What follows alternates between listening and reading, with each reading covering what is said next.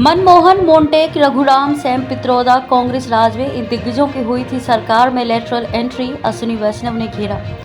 UPSC में lateral entry को लेकर बहस छिड़ गई है। इस बीच केंद्रीय रेल मंत्री अश्विनी वैष्णव का बयान आया है। उन्होंने कहा कि लेटरल एंट्री पर कांग्रेस देश को गुमराह कर रही है। वैष्णव ने कांग्रेस शासन में डॉक्टर मनमोहन सिंह और मोंटेक सिंह अहलूवालिया की लेटरल एंट्री का हवाला दिया। वैष्णव का कहना था कि कांग्रेस भ्रामक दावे कर रही है, इससे अखिल भारतीय सेवाओं में SC/ST वर्ग की भर्ती पर कोई असर नहीं पड़ेगा। दरअसल यूपीएससी ने 17 अगस्त को एक विज्ञापन जारी किया, जिसमें लेटरल एंट्री के जरिए 45 जॉइंट सेक्रेटरी, डेप्यूटी सेक्रेटरी और डायरेक्टर लेवल की भर्तियां निकाली।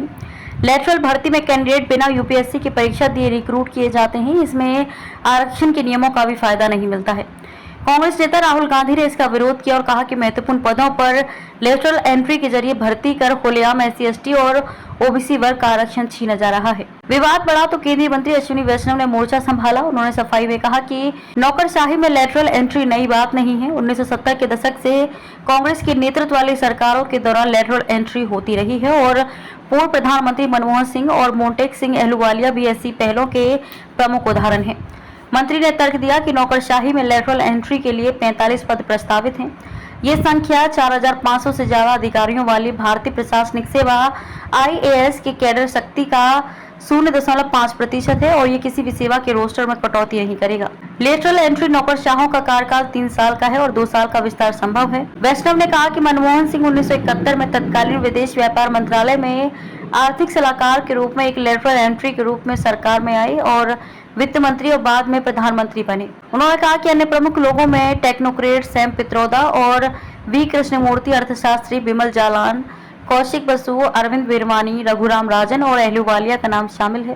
राजन ने मुख्य आर्थिक सलाहकार के रूप में काम किया। बिमल जालान ने सरकार के मुख्य आर्थिक सलाहकार और बाद में भारतीय रिजर्व बैंक के गवर्नर के रूप में कार्य किया। वीरवानी और बसु को क्रमशः 2007 और 2009 में मुख्य आर्थिक सलाहकार के रूप में भी नियुक्त किया गया था। रघुराम राजन ने मुख्य आर्थिक सलाहकार के रूप में भी कार्य किया और बाद में 2013 से 2016 तक भारतीय रिजर्व बैंक RBI के गवर्नर के रूप में कार्य किया। अहलूवालिया को शिक्षा जगत और अंतर्राष्ट्रीय संगठनों से सरकारी भूमिकाओं में लाया गया। उन्होंने 2004 से 2014 तक योजना आयोग के उपाध्यक्ष के रूप में कार्य किया।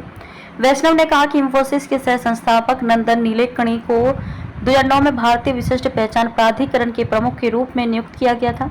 वैष्णव ने X पर लिखे पोस्ट में कहा, ये यूपीए सरकार ही थी जो लेटरल एंट्री का कॉन्सेप्ट लेकर आई। दूसरा प्रशासनिक सुधार आयोग 2005 में यूपीए सरकार में ही लाया गया था। इस आयोग की अध्यक्षता वीरप्पा मोइली ने की थी। यूपीए सरकार के कार्यकाल की ARC ने सुझाव दिया था कि जिन पदों पर स्पेशल नॉलेज की जरूरत है वहाँ विशेषज्ञों की नियुक्ति होनी चाहिए।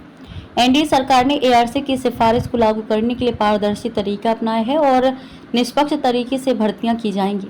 वहीं केंद्रीय मंत्री अर्जुन राम मेघवाल ने कांग्रेस नेता राहुल गांधी पर हमला बोला है। मेघवाल ने कहा कि राहुल गांधी लोकसभा में विपक्ष के नेता हैं, वो एक संवैधानिक पद पर हैं, वो इन चीज़ों पर ध्यान नहीं दे रहे हैं। उनका कहना है कि लेटरल एंट्री के जरिए RSS के लोगों की भर्ती हो रही है। डॉक्टर मनमोहन सिंह भी लेटरल एंट्री का हिस्सा हैं। हम पूछना चाहते हैं कि 1976 में आपने उन्हें सीधे वित्तीय सचिव कैसे नियुक्त कर लिया? आपके योजना आयोग के तत्कालीन उपाध्यक्ष मोंटेक सिंह अहलूवालिया भी लेटरल एंट्री के जरिए आए। आपको ऐसे सैकड़ों उदाहरण मिलेंगे। लेटरल एंट्री आपने शुरू की। 2005 में प्रशासन सुधार आयोग का गठन किया गया, इसकी रिपोर्ट सामने आ गई। आप कह रहे हैं कि हम आरक्षण खत्म कर रहे हैं। जब आप भर्तियां कर रहे थे तो आप क्या कर रहे थे? अब अचानक उनका OBC के प्रति प्रेम उमड़ पड़ा। राजीव गांधी ने लोकसभा में कहा था कि वो OBC के लिए आरक्षण के खिलाफ हैं। अब अचानक उनका OBC के प्रति प्रेम जाग गया है और वे SC/ST OBC छात्रों को गुमराह कर रहे हैं।